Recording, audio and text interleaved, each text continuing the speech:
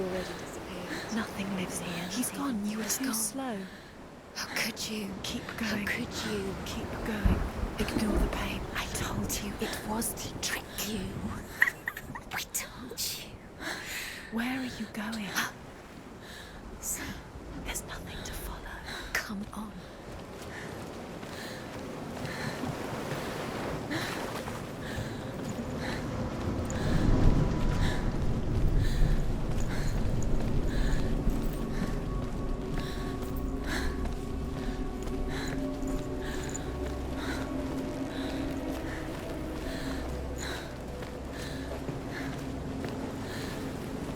There it is. You're imagining this. It's Tilly. Go towards it. Quick, go, run. Come on, before he disappears. Go, go, go. Ow.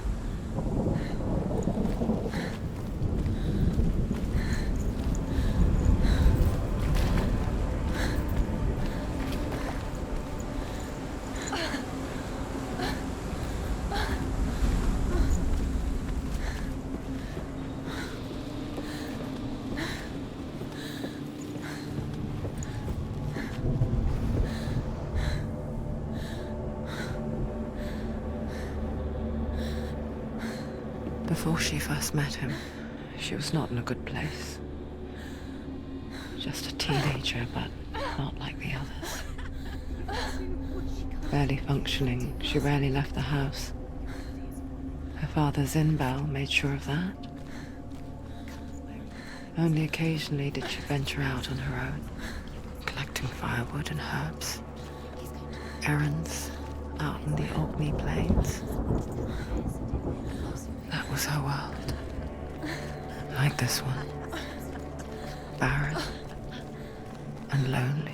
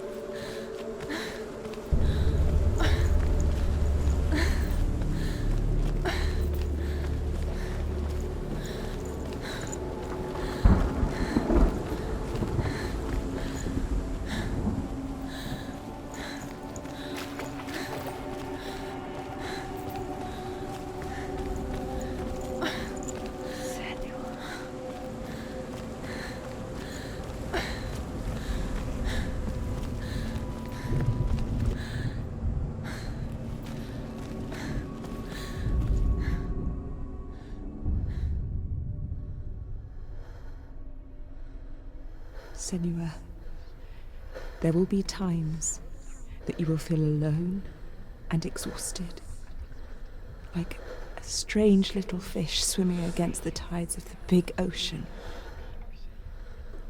But have the faith to let go and let the tide carry you away. Because the whole ocean is your home, and it does not ask you to swim against it.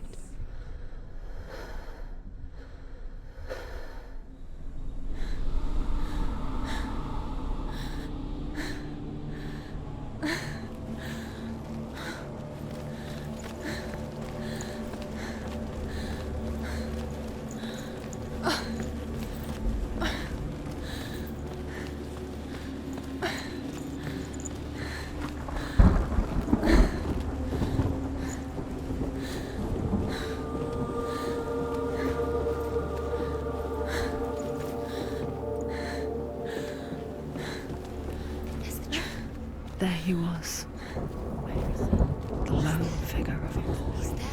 Under the tree. Swordplay under the shade of a tree. You have to keep She remembers the first time she saw him. her young eyes, he moved as if dancing, and the world danced with him. The gloom lifted, and for the first time in years she felt a ray of hope.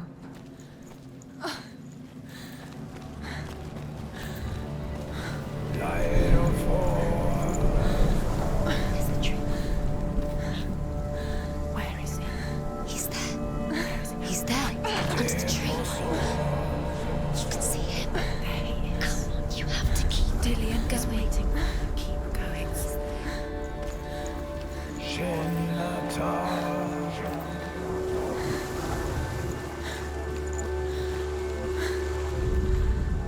The Northmen tell of a great hero.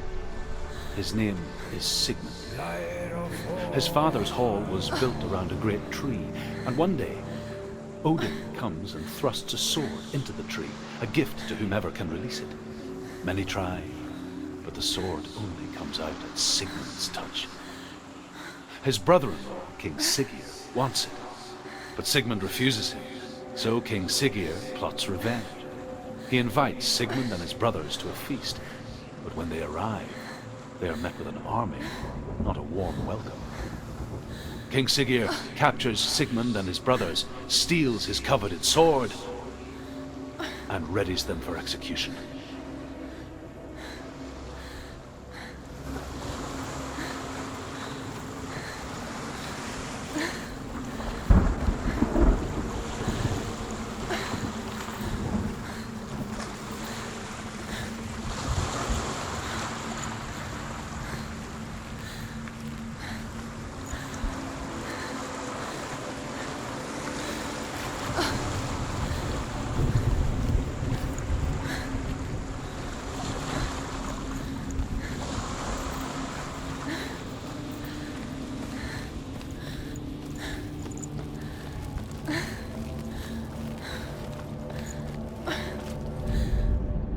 Death for Sigmund and his brothers seems certain. But the king's wife is Sigmund's sister, and she begs for mercy and implores the king to chain them up instead. He agrees. Not for mercy, though, but because he plans an even more cruel and lingering death. Chained to a tree in the forest that night, a she-wolf comes and devours one of Sigmund's brothers. She returns, ravenous, night after night, until only Sigmund is left. The next day, Sigmund's sister sends a servant with honey to smear on Sigmund's face. But to what end? Well, that night, when the she-wolf appears again, you'll never guess what happens.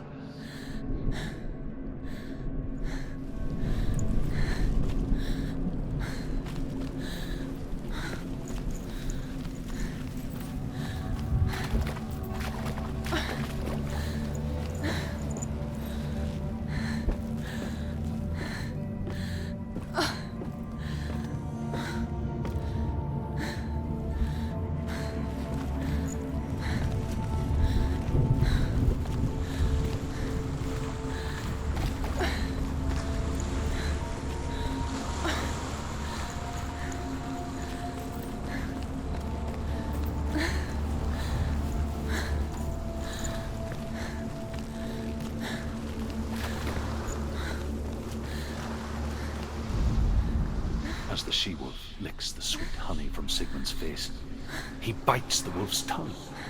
The she-wolf pulls away, but Sigmund holds on. The chains break, and he is free.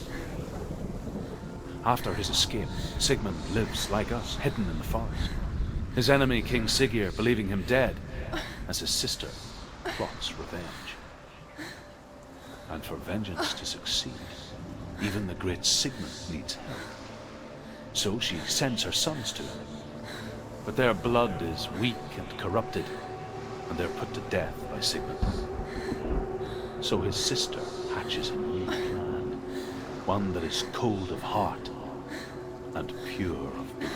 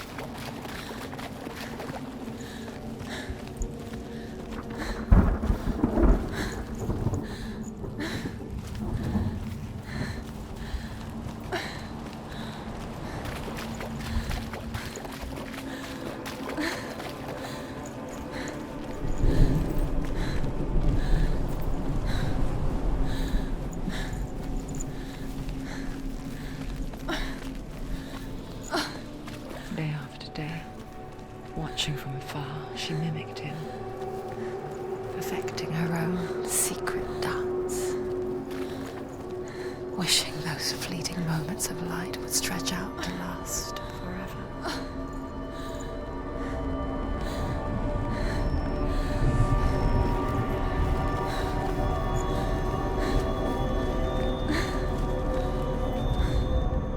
Sigmund's sister trades shapes with a sorceress, and in disguise, she lies with her own brother. She gives birth to a son named Sinfjotli. After a time, she sends him to the forest to Sigmund. He tests the boy and finds him strong and fearless, and so they go to take their vengeance on King Siggeir. Luck is not on their side. They're captured, and Siggeir has them buried alive.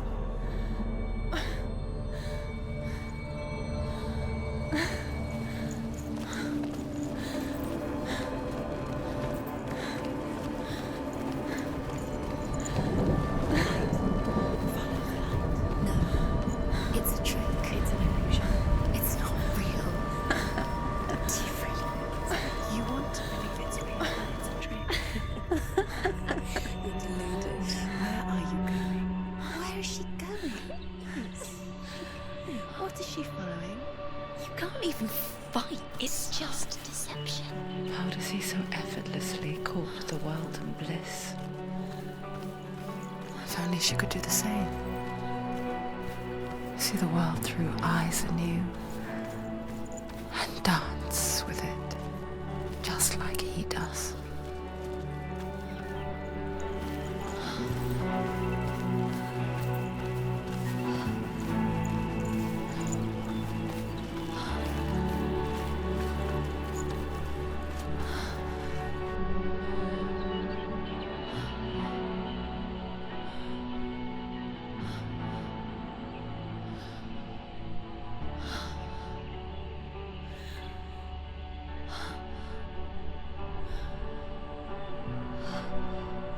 What's your name?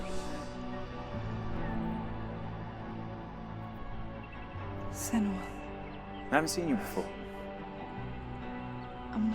I don't leave home much. Oh, Zenua's daughter. I have to go. Wait. Who taught you to fight like that? No one. No one. Well, I watched you, and You learnt all of that from watching me? You should become a warrior, you know. me? I'm Dillian. I'm here for the warrior trials. Just come and watch. And bring your sword. You can't put it into words. That moment when you look into the eyes of the one who is supposed to reassure you, make you feel safe. It only takes an instant. Fear swallows you before you have a chance to make sense of it. And darkness becomes a part of who you are. You killed him. But her world changed the day the Northmen took him from her. Senua knows that there's no going back to how things were. That there's nothing to go back to at all. Stay still, stay quiet, hide, don't tell her. Their gods can see into your mind. They will use this power to destroy They you. won't stop me. I can still feel him. Whatever's left of him, they will never let him go.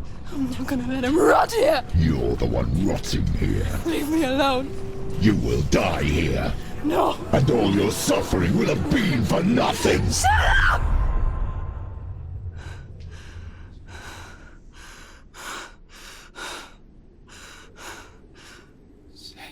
Dillian? Is that you?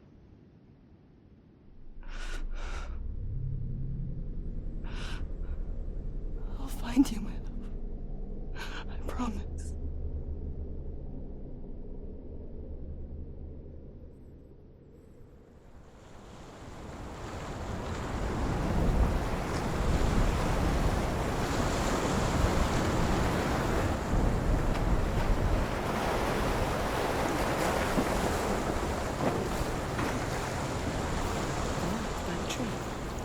see him? You want to believe it. Is he It's there? not real. Is he there? You're alone in these mountains. Is that Delia? Nothing lives here. You won't survive. You met him by the tree. She met him by the tree. Maybe it's a sign, the tree. What's he trying to tell you? He's waiting for you by the tree.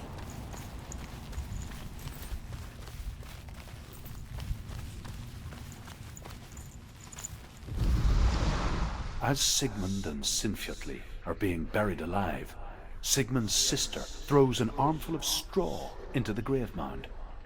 Hidden in the straw is Sigmund's sword, the gift of Odin. They cut their way out of the grave mound and set fire to Siggeir's hall. The king burns to death. Sigmund calls to his sister to come out so that she may live and be honored. She does come out, but only to tell him the truth. That she had slept with him, her brother, to beget a strong avenger. I am not fit to live, she says, and walks back into the fire. Strike vengeance from your heart, Senua, as there is always a heavy price to pay.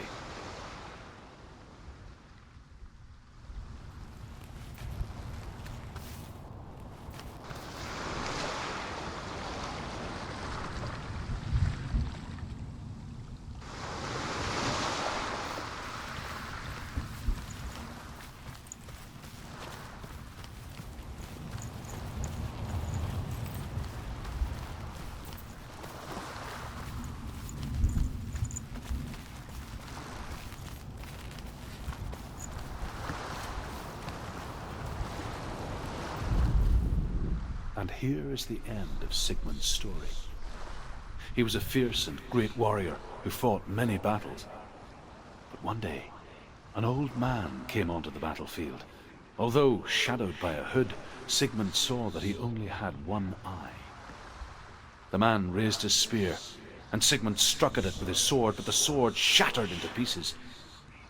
Sigmund then knew that this was Odin, and thus that victory could not be his. He bowed his head and accepted his end.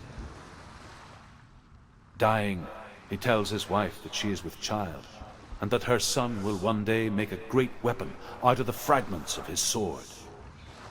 The sword named Gram.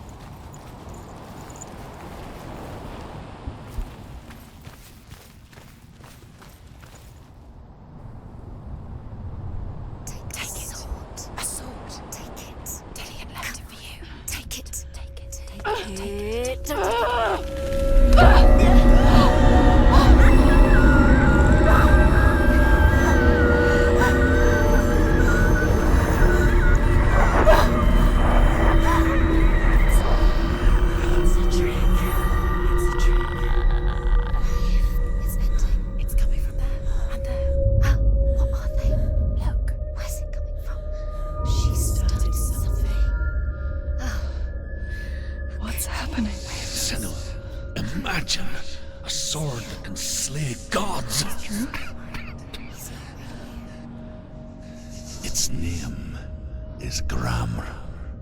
It was forged by the god of all Northmen, Odin, and gifted to Sigmund, a great warrior. I need this sword. It's important. Can you help me? The sword appears whole, but it is an illusion. It shattered into shards long ago. It is said a great warrior can reforge Gram by answering the trials of Odin, one for each shard. The roots of the Tree of Death will take you to new lands where you will face the trials. Go to the shards. Go to the shard. Go to the shards. What's the shard? Find it. It's the metal runestones. It's in front of you. The metal. The runes. You need that sword.